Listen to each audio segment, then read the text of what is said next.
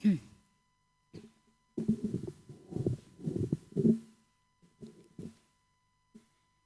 afternoon, everybody. So sometimes we find that our mind is like a lack of energy. Like it's just like you just feel like you're getting nowhere. And sometimes people try very hard to try to focus on the meditation object.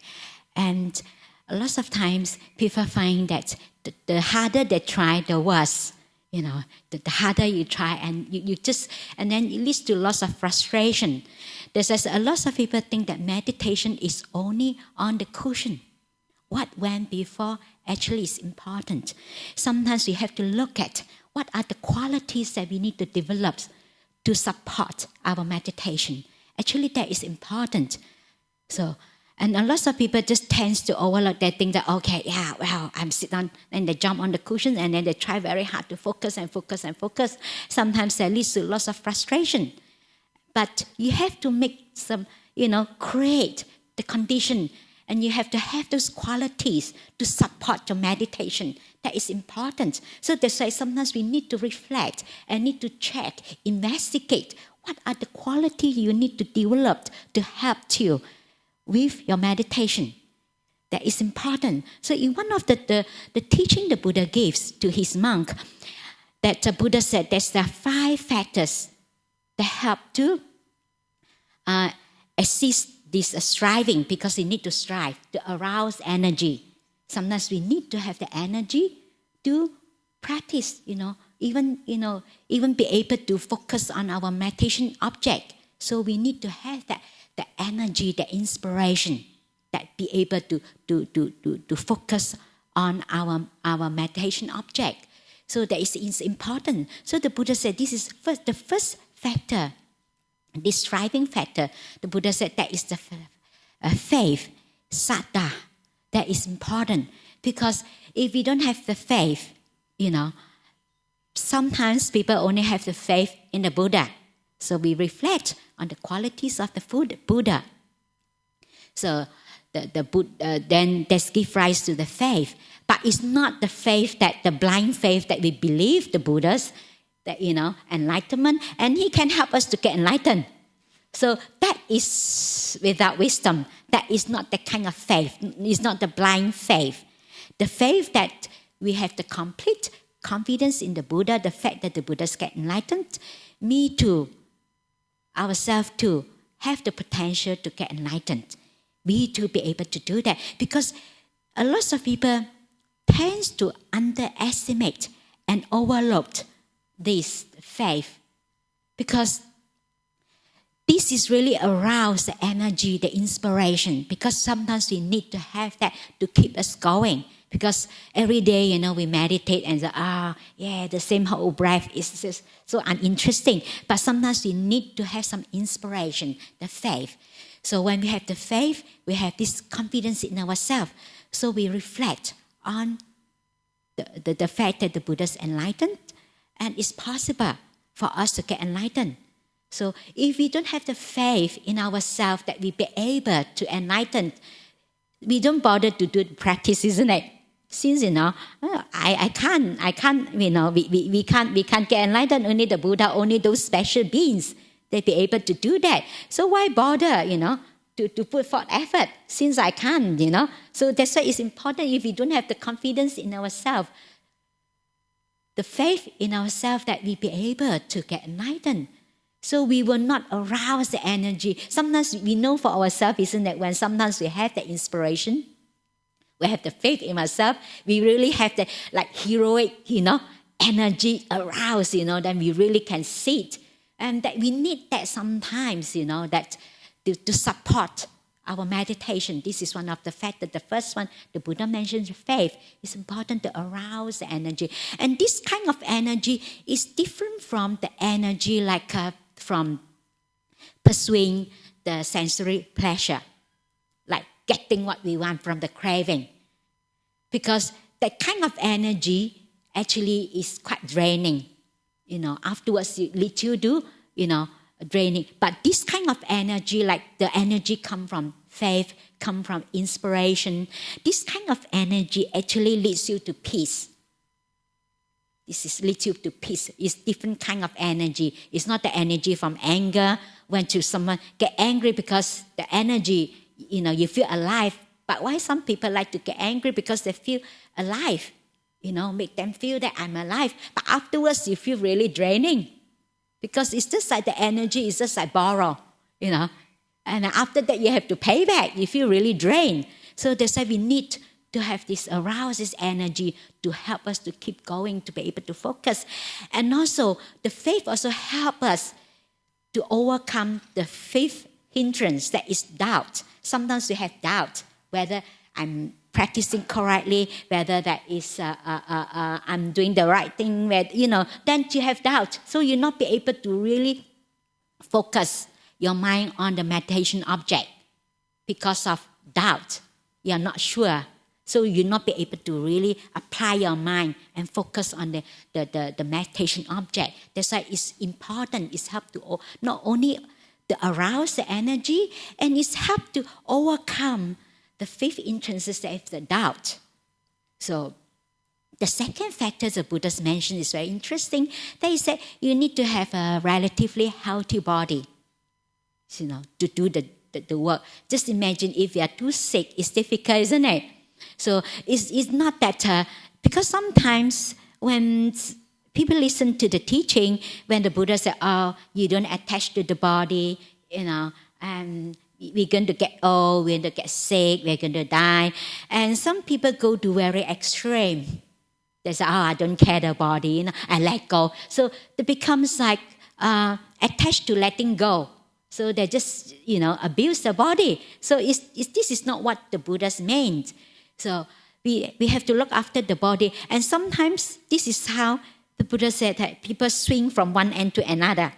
So we either attach to the body very much or we abuse the body. So sometimes people think, you see, the Buddha said we should look after our body. And sometimes people become very obsessed and very becomes a freak, so worry about the health. Just imagine if we constantly worry about our health, that we're going to get sick, we can't practice, and it actually affects our mind. So it's become very stressful, and mentally and also physically. So that is important, we look after, but the Buddha said this is the middle way. So when we are sick, we need to see doctor, we see doctor, but not to worry so much about our health. And then we becomes like, some people become so paranoid. And I have someone that, she did the right things. So she makes sure that she meditate and she eat the right food, she do the right thing. And when she was being diagnosed with cancer, she couldn't believe that. She said, how come I have cancer? I do the right thing. I meditate. I live a healthy life. But because it's very subtle, you don't know. Because underneath you have the worries, the fears, a lot of stress, because she eat health food, and spend so much time, to looking after the body and become so stressful. So because it's so subtle, then that's why she becomes so stressed. When we are stressed, actually mentally will affect our physical health. That is the immune system, affect the immune system. So that's why we have to look at that with the striving. One of the factors to have a healthy body, we got to look after, not to abuse, but not to attach. That is the middle way. Actually, it's very hard though, isn't it? And the third one the Buddha's mentioned is very interesting. He said honesty and openness. He said honesty. So because when we ourselves have the honesty, have the inner integrity. So when we have the honesty, we have the trust. You see, then we don't have to worry, isn't it? Like if we distrust others, so constantly we suspicious, we have fear. So we're living in the fear, suspicious of others. We have this distrust. So when we have the honesty, because we do not worry, because we know that, I have not done anything, caused any harm to others. We have so much faith and confidence. We have to trust that, other people, we're not constantly suspicious of others. So we become more relaxed. So we know for ourselves, isn't it? When we have fear, how do we feel our body? The feeling, the sensation, we feel tight, isn't it? We feel tense up. When we worry, when we have fear, that is tense up. So the body is not relaxed, the mind is not relaxed. You worry. So when you have that honesty, because you tend to relax, because you trust, you don't worry, you have no fear, then you relax. When your mind relax, your body relax, your mind open. You have the openness. You're more receptive. You're more open. You relax. You have more. The mind become more spacious, more receptive. That's important. So we have to develop this quality. Sometimes we have to investigate. If we find that, I'm getting nowhere. So what are the ingredients that we lack of? What are the qualities we need to develop to support our meditation? So this is the third factor the Buddha said. The fourth one the Buddha mentioned, that is the effort, the right effort. It's the right effort. That is not to allow the unwholesome state of mind to arise. And if it's already arisen, the unwholesome state of mind arisen, we abandon it. We try to stop that, not to allow the mind to go further. But if we can't do that, sometimes it's too intense, so we try to substitute, replace with a thoughts of loving kindness, replace a wholesome thoughts, replace the unwholesome thoughts with a wholesome thoughts. Because this is important sometimes when the mind is too active. And the thinking, too much thinking, it's just charging. It's just like travel on the highway, 120 kilometers per hour. You try to stop it. You can't, isn't it? You can't. So that's why it's important that we replace the thoughts. Because we can't stop the thinking, we replace the thought. It's still thinking, it's still the active thinking, but there is a wholesome thinking. Because those unwholesome thinking, unwholesome thoughts, that is very draining and leads us to drain lots of energy. So when we have wholesome thoughts, actually it's aroused energy again. So then we try to maintain, to allow that wholesome thoughts, maintain in our mind. So that when we have these wholesome thoughts, then these unwholesome thoughts will not just easily, creep in easily. So because we feel that with wholesome thoughts. That's why it's important. Every day, every morning we get up early in the morning, the first thing in the morning, we just deliberately, to bring thoughts of loving kindness, to the mind. So to train the mind. So because the mind is a conditioned thing. So we have to train the mind. It's just like the computer. It's like the default setting, you set the mind, you bring that thoughts. So you become a mental habitual pattern. Whatever you think, you have the wholesome thinking, wholesome thoughts. But of course, it needs times to train. It's not happen overnight. So you bring that. So when you fill your mind with the wholesome thoughts, then the unwholesome thoughts is not likely to creep in. So that is important. So for example, if you know that we have lots of anger, so we try to practice more loving kindness, but of course it's not easy. It will still come, sometimes when especially your mind is not strong enough, calm enough to be able to really just to maintain that non-reactive awareness, not to suck in, is not easy. It takes time to practice. That's why it's little by little. So every day, we have to look at it. We have to investigate. We reflect. Because it's important. Because the Buddha's call this wise reflection.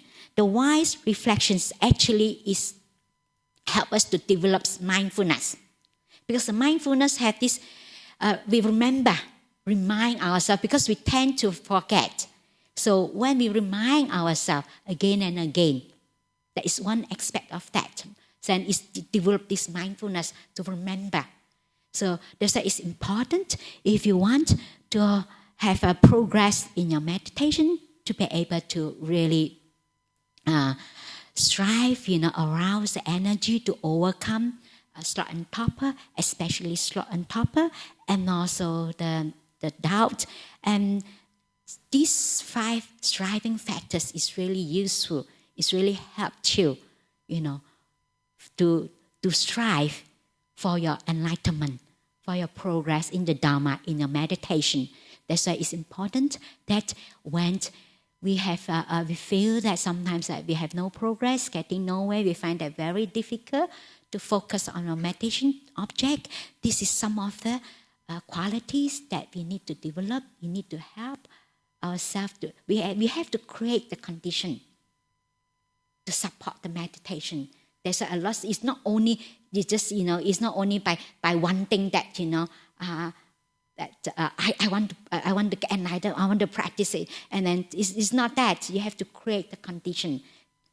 So it's not by using willpower. We have to use the wisdom power to investigate what qualities that I need to develop in order to have progress in the path. So I offer this for your reflections and hope that this will help you for your own striving, for your own enlightenments and also progress in the Dhamma. So now we can start to sit in meditations till 4 o'clock.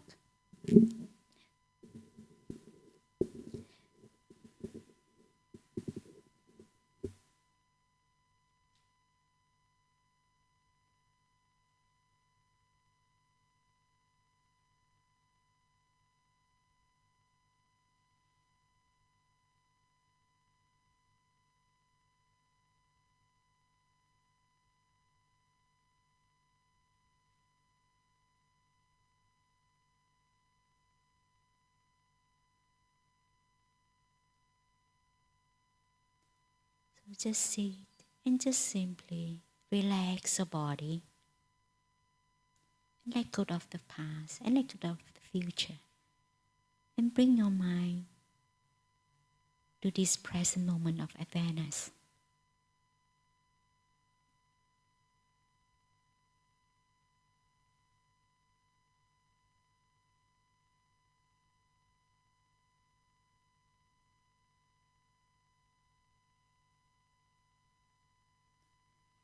When your body started to relax, your mind will feel relaxed and open. And you don't have to look for the breath. The breath will come to you naturally. When the breath comes to you naturally, you just simply focus on your breath, in breath and out breath.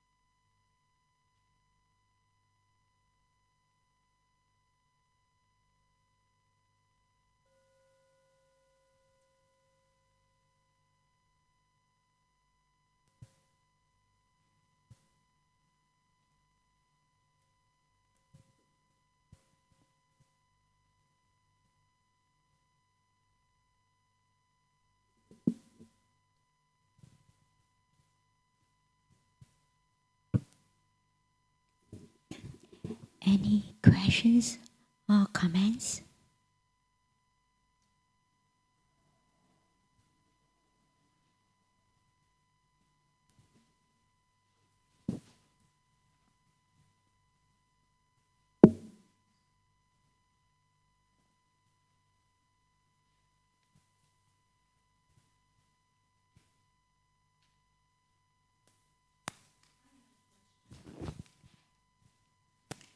I thought what you had to say was so interesting about energy, different types of energy. But I also thought it was incredibly interesting what you had to say about the 5, whatever you called them, factors that help you with meditation. And the one that suddenly stuck in my mind was the one about fear. Because there is such a lot of fear in our society, and there is a lot of fear at this time of the year around Christmas with material things that are being bought can be stolen and lost. And I wondered, did the Buddha have anything to say about, well, you know, if you have put out loving kindness and you also are wise enough to say, well, you know, I'm going to be trusting and I'm going to, whatever else you said, trusting and thinking positively that all will be well.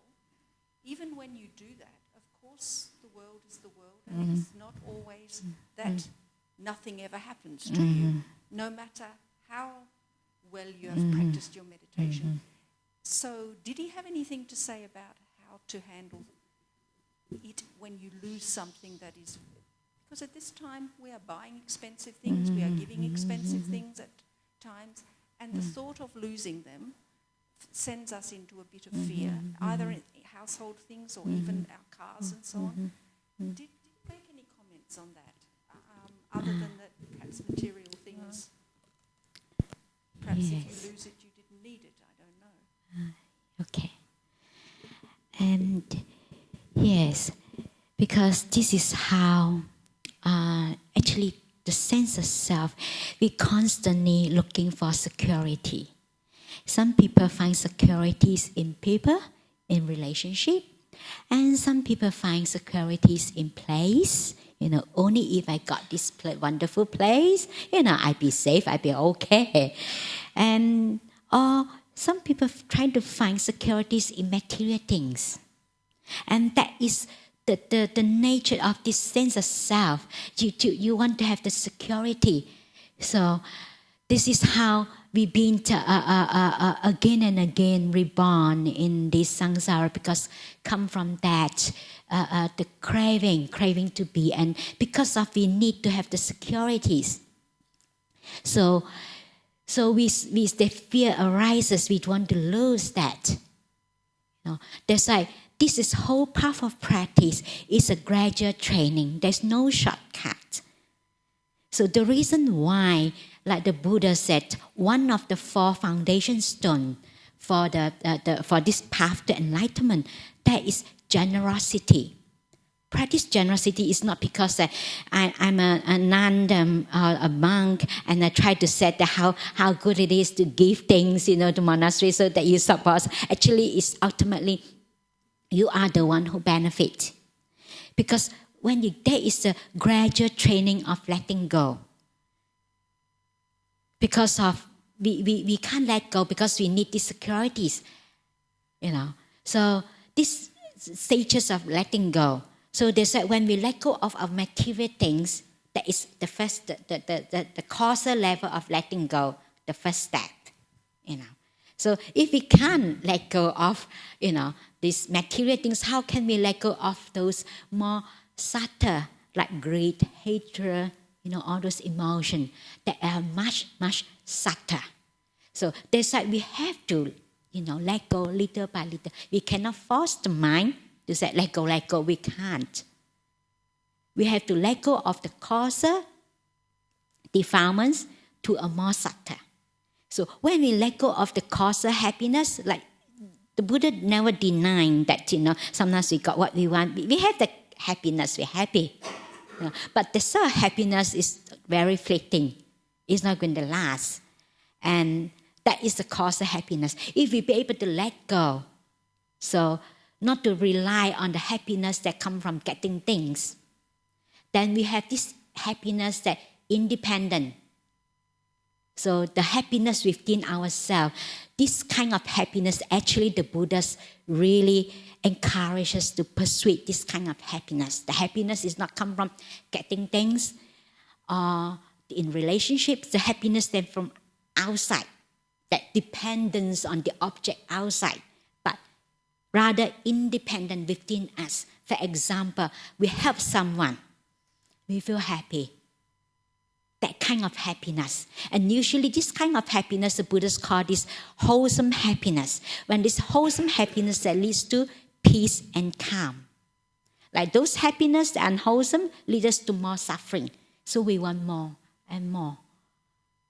So then this is how when you be able to let go the causal level of happiness, then sometimes we hold on to being good, doing good, being a good person, and then eventually we still have to hold on to the goodness because we can't just let go. So it's just like if you want to cross the river, we need to make use of the raft, to cross. We cannot say let go in the middle of the river, then we sunk. We will immediately sink. So we have to make use of that. That's why we hold on to goodness. So being kind person, good person, we're doing that, but still have the sense of self. But ultimately, when we be able to let go, this is the most difficult, is the sense of self. That is the last thing. So in these 5 hindrances, that is the first one, desires, ill will, sloth and torpor, restlessness, and doubt. The first one is the most difficult to abandon, the last one. Because there's 3 kinds of craving. Craving for material things, craving for sensory pleasure, and we craving to be, and craving not to be. Do want to be, some people said, it's too much suffering. And this is why sometimes people commit suicide. Craving not to be. Craving is still craving. Craving not to be. And this is a very good example, one of my friends. So we've been practicing together, a lot of times, very good friends. So, and she's good, she be able to recollect her past life. So she was a monk in her past life.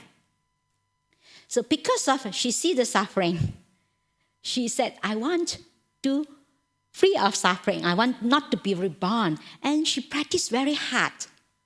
And she becomes a craving not to be. It's still craving. You see, because it's so subtle. And she practiced so hard to the point that she got a migraine headache, and she got very sick because she used lots of willpower to push herself. So that is to letting go of this sense of self is the last, very subtle. So that's why this is a gradual training to let go of your material things. And then that is like a ladder, you hold on to, you let go of the cause of happiness, then you have the more refined happiness. That is the greater happiness. Like the happiness come from doing good, the happiness come from, something, you listen to a Buddha's teaching, you got inspired, that kind of happiness. So that is the greater happiness. That is the lesser happiness.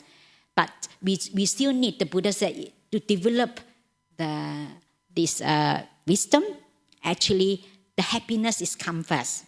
Only happy mind can do that. Just imagine if you are too miserable and too sad, you just can't, you have no energy because that is really draining. You have no energy at all. So, because when you are happy, the happy mind is an energetic mind. You feel energetic, energized. You know for yourself, isn't it? When you're happy, you're energized. So ultimately, that's beyond that, even beyond good or bad. So that is really out of samsara. So when we are holding on to good, so we still come back, rebirth that we reborn to a good place. So if beyond good or bad, there is no more karma. So you won't be coming back. That is beyond that. Of course, that is the freedom, that is the enlightenment. That's why practice generosity, that is really helpful to let go from little by little, to let go of what we would like to have, but we give it away. Then slowly we let go more, let go of our craving, little by little, craving for maybe, sometimes even we crave for a piece of chocolate. So it seems like very small, isn't it? But that is little by little. We practice, through, little by little. Because this is the Buddha says this is a very gradual training. So we cannot force our mind. Even sometimes theoretically, intellectually, we understand. But the mind itself have to see itself and let go. It's not through willpower and through our wanting. We can't let go through that. That is the wisdom. So the wisdom is not those worldly knowledge. It's just like one of the Chinese saying. They said wisdom cannot be understood. It can be realized. It cannot be understood. So this wisdom is come from our own direct experience, direct knowledge, the understanding.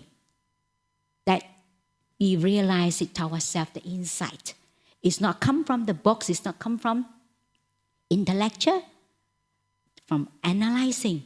So this is only through that, little by little. That's like, yes, you have to practice, letting go of the material things first, and then that is slowly, then you come to let go of the craving, great hatred and delusion, the more sattva.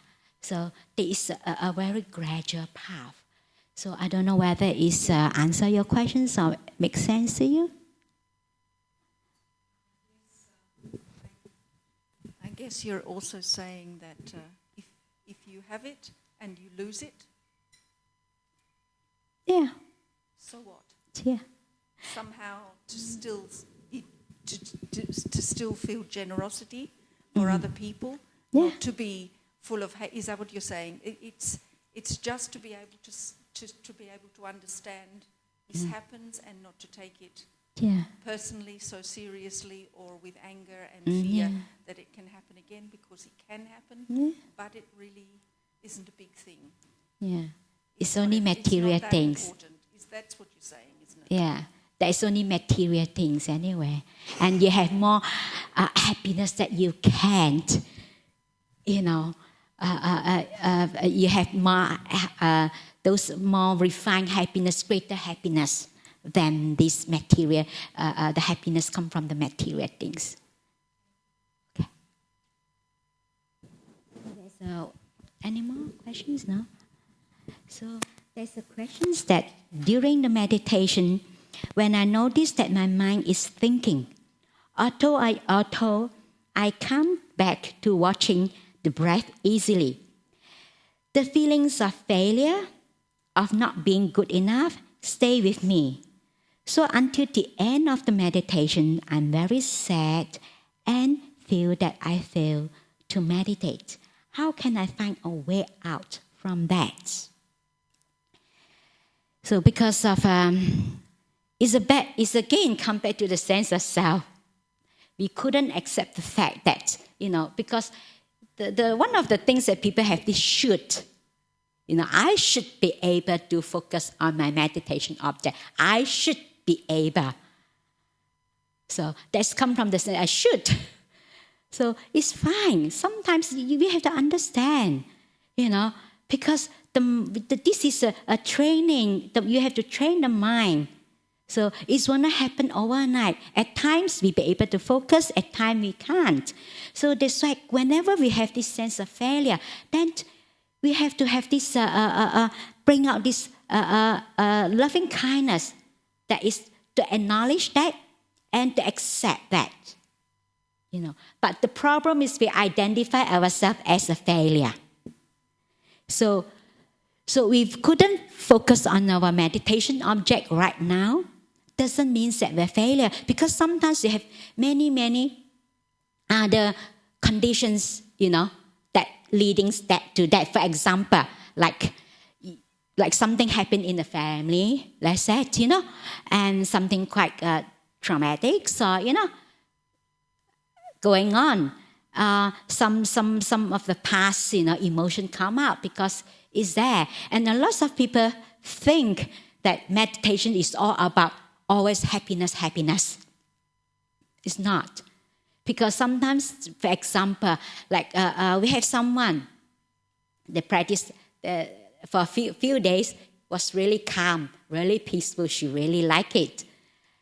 Then after come to the 10 days, she started to have a lot of emotion. Sadness comes out, and she couldn't handle it. Then I said, actually, it is quite normal, because you take off the top layer when your mind go deeper. So then that is what inside. It's just like a meditation is just like you're cleaning your house. Sometimes you look, clean, tidy, but as you go underneath your bed, you see all the rubbish underneath. Then this is how we go deeper. We see all the rubbish underneath. But we couldn't accept that. That is the fact that we still have lots of work to do. Instead of with these negativities, think that, we feel guilty. We think that we are not good enough. But why not we look in a positive way? Wow, at least I know that I still have this, at least we awake to that. It's not being deluded, thinking that we are really good, and pretend that it's not there. But, we awake to that. It's not whatever that we experience is really matter. Actually, do we aware of that? So I remember some times ago, someone said to me, she said, I have lots of anger, and I always angry with my sister. And she said, how do I cope with that?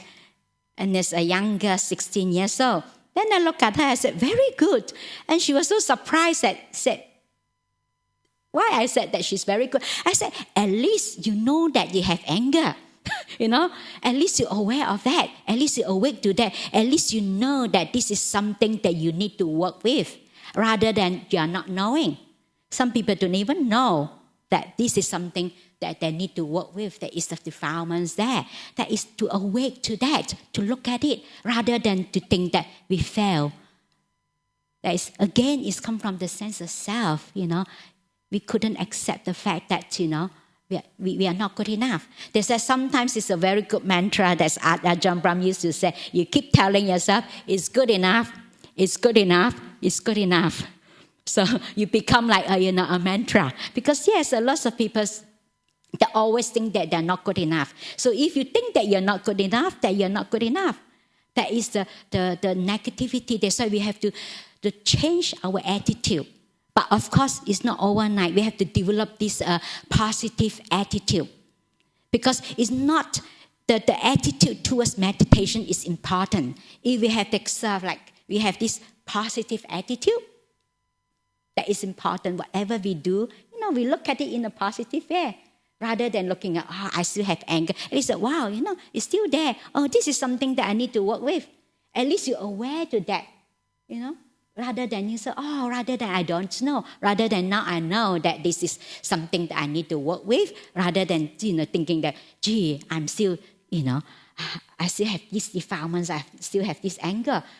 So that is important that we develop this positive attitude. The attitude is important, that how we look at things. There's always two ways of looking at things. See how you look at it. We will never change the fact. But if we change our attitude, the way we relate to things, it's a great difference. It's just for example, when my mother passed away, when I had the sense of I lost her, I feel sad. But when I change the other way around to look at things, I look at that I got her for all these years. And she's such a beautiful person. How fortunate I am. Then immediately I feel happy. I feel that I have this gratitude and lots of appreciations. I feel that I'm so fortunate. But it didn't change the fact that my mother is already passed away. But because I look at things in a different angle, rather think that the things that I don't have, I look at what I have. So this is important that to this person that you develop this positive attitude. But it's important. Some people feel guilty if they don't have this positive attitude. It's just said that it's just yet. It's just all we need to do is just to develop. We haven't got it now yet. It's fine. We can develop it. And again, this is not to feel guilty, not to beating ourselves up. So this is, how one of the ways to overcome that we think that we are not good enough. That is to develop this positive attitude. And also the gratitude is important because this gratitude, but everything is good enough. If we don't have gratitude, we don't have that appreciation. We do not appreciate the fact that, we have this body and we have the chance to listen to the Buddha's teaching. We have the opportunities to practice itself. We're full of gratitude, isn't it? So it's already good enough. We must have lots of good karma in order to come to here. So we look at it in things in that way. That is really good enough. So it's a gradual process. It's not going to happen overnight. So any more questions or comments? Oh, okay. Okay. Yes. Okay.